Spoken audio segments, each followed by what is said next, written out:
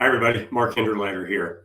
Let's get right to it and talk about how we turn the great resignation, the great reshuffle, and all the names that we're reading about today into a retention advantage.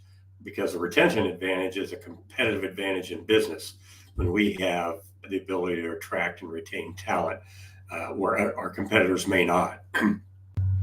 So if you're live here, go ahead and just put in the chat, where you're coming from, where you're calling in from, where you're zooming in from.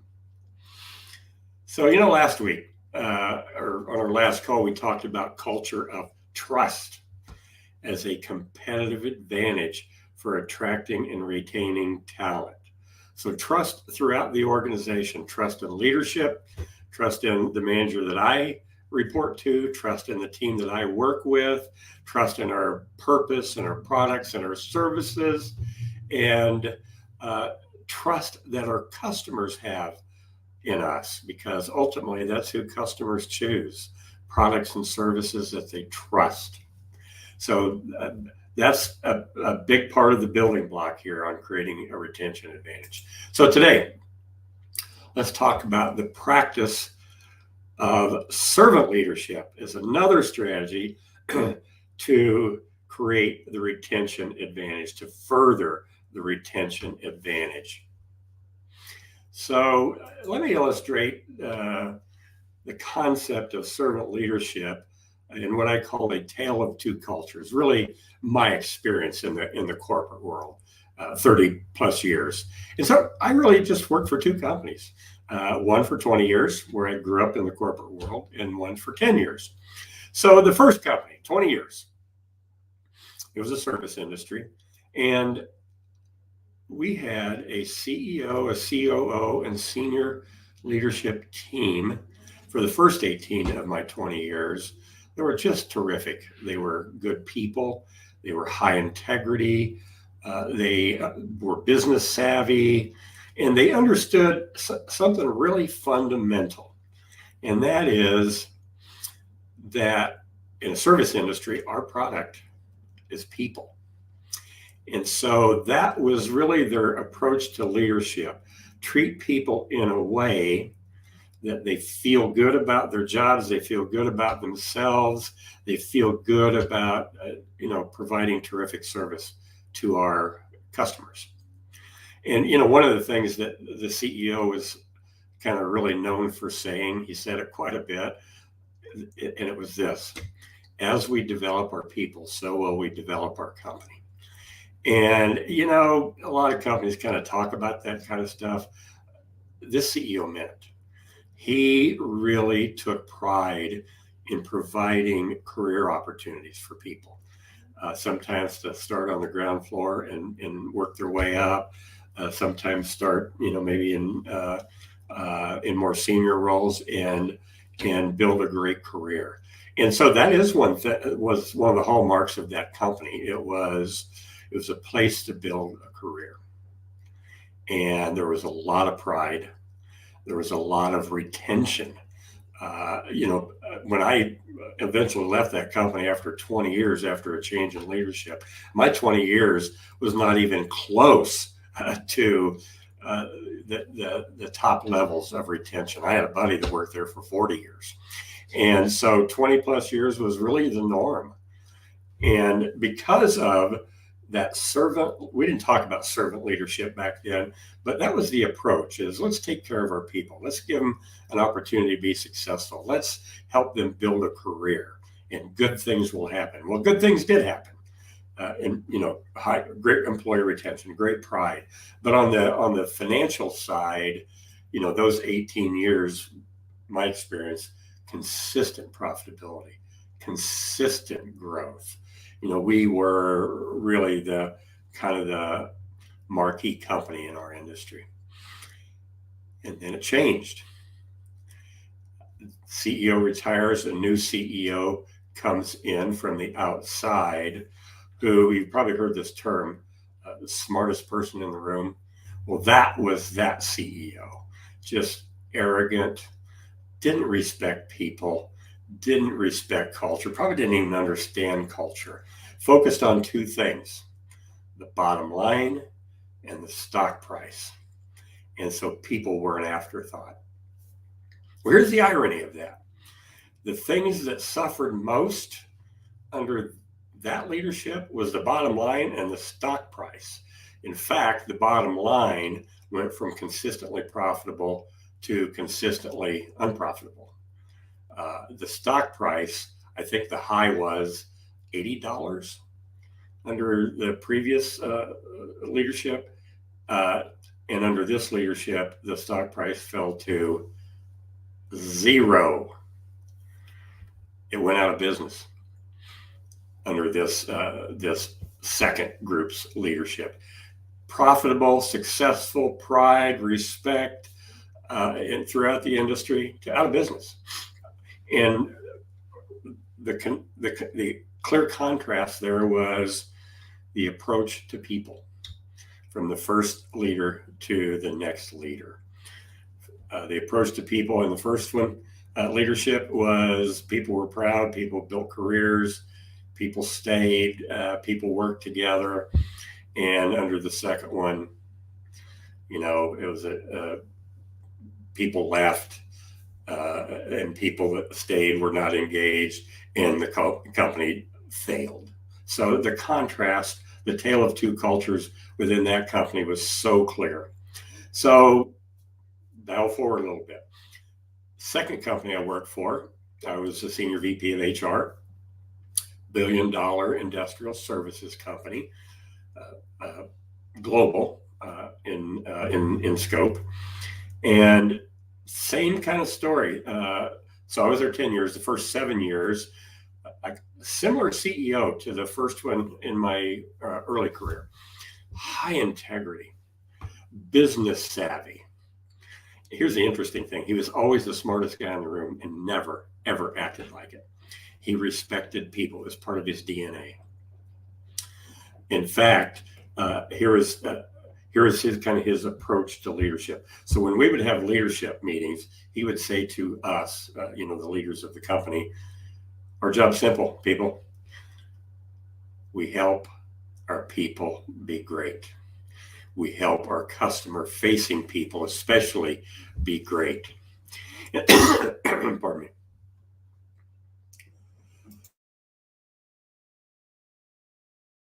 So this was a skilled blue-collar workforce that would go into industrial facilities and perform inspection services, maintenance services, repair services. And so our workforce was several thousand blue-collar technicians. And they would come into headquarters office for training. And so Wednesdays, we always had, we called technician lunch. And they came into a big conference room. And the CEO would always give a talk. His name was Phil. His name is Phil. And he would always say kind of essentially this: "Folks, you are the face of the company to our customer. Every day you solve problems for the customer." And then he'd pose this question: "Do you know how many problems I've solved for the customer as a CEO?" Pause. Zero. None. Your job is to solve customers' problems. My job as the CEO is to provide you all the support you need to be great. And he talked about kind of the organizational pyramid. He'd say, you're at the top of the organizational pyramid because you serve our customers. I, as the CEO, am at the bottom of the organizational pyramid because my job is to support you. So he turned that pyramid upside down. And that was really kind of his approach to leadership. Was our job was to help people be successful and perform their best and have a great career and feel really proud about what they do. And so how'd that impact business results? Under Phil's leadership, he was the CEO for about 15 years before retiring. And in terms of growth, he grew that company from kind of a mom and pop or $50 million company to about $750 million in revenue, 15 years. So just consistent double-digit year-over-year growth. Consistent double-digit year-over-year growth. And as far as profitability, think about this: 52 consecutive quarters, profitable quarters. 52 consecutive profitable quarters, including the recession of 08 and 09. To me, that's amazing. What company does that? And but like the first company, and so there was a lot of pride. There was a lot of tenure. There was just like the first company. People were so proud to be part of that company, and so was I. I was proud to be a leader of that company. And then it changed. Phil retires. New CEO comes in from the outside, who was like the CEO, the second CEO in the first company I talked about. Was, I'm the smartest guy in the room. Corporate's going to lead. We're going to have a bunch of initiatives, and you're going to get on board. And the unstated thing was, the only things that matter are the bottom line and the share price. And people are secondary, and culture's not even on the radar. And so what happened to the bottom line and the share price? So 52 consecutive profitable quarters went to 0 consecutive profitable quarters over a 4-year period. 0. And that company lost under this CEO's tenure about $500 million over a 4-year period. $500 million in losses. Losses quarter after quarter after quarter. So the exact opposite that we experienced with Phil. Profitable quarter after profitable quarter after profitable quarter. Growth on top of growth on top of growth. And so you saw it on the people side. People were disengaged. A great talent just left, just didn't want to be part of that kind of autocratic way of doing business. And so that style of leadership led to just terrible business results. Unprofitability, lost a lot of money. And so the share price, I haven't talked about that, went from $40 as a high under Phil, as I recall, to about 80 cents under the second CEO's leadership, who has since been replaced. So I've just seen the connection of a servant leadership mentality and impact on pride and retention and profitability. And so if you take a step back, Simon Sinek wrote a book called Leaders Eat Last. It was really inspired by his interview with a general in the United States Marine Corps. And Simon Sinek basically said, so what's the secret sauce here to the esprit de corps and the mentality of the Marine Corps? And general said, simple: officers eat last. And what he meant by that, as leaders, are the well-being of our people comes first. Just like with Phil, the well-being of our customer-facing people comes first. And so leaders that have that mentality that officers eat last, that leaders eat last, really embrace that servant leadership mentality. So servant leadership, in my experience, can be kind of misunderstood as fluffy. And so I don't think leadership in the Marine Corps is fluffy. I'm pretty sure it's not. I served in the Army, and it's not fluffy. So when I think about servant leadership, it's a two-sided coin. So one side of the coin is, let's set people up for success. Let's give them everything they need to succeed: training, tools, encouragement, coaching, the right equipment, and the information they need on an ongoing basis so they can be successful. Set them up for success is one side of the coin. The other side of the coin that maybe gets lost is hold them accountable for performance. You've done everything you can do to help people succeed. Now it's on them to succeed. And it's on us to hold them accountable. If they're falling short, coach them and bring them back. If they continue to fall short, then start making the right decisions. So two-sided coin, support and accountability. And when we get that balance right, then we are really practicing servant leadership in a way that really helps people in teams and organizations be successful. So I guess the punchline to me is servant leadership's a superpower. It impacts the bottom line in ongoing growth. I've lived it, I've seen it.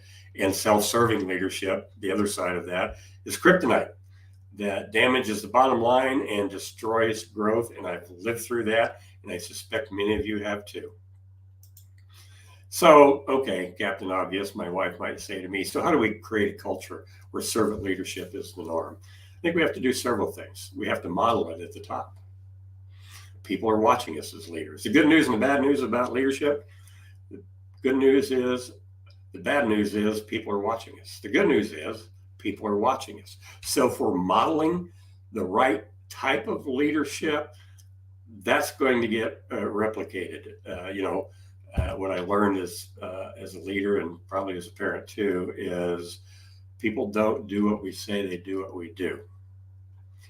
And so first thing is we have to model servant leadership. The second thing is we've got to give them the tools and the training. We have to train our managers and our leaders how to lead in today's workforce in the midst of the great retention. And part of that is certainly building trust like we talked about last week, but it's also about servant leadership where we are intentionally setting people up for success. So model it, train it, and expect it. Expect it. So it's back to that two-sided coin. Set your managers and leaders up for success and hold them accountable. It's the same principle.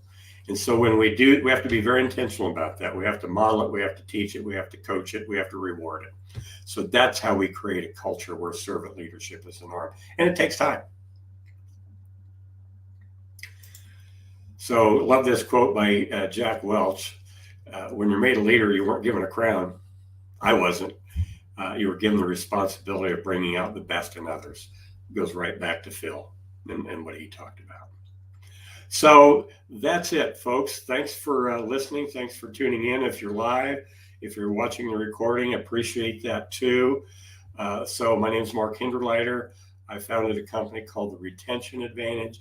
We work with companies to help them create a people strategy that aligns with their business strategy so that they have an advantage in attracting and retaining great people.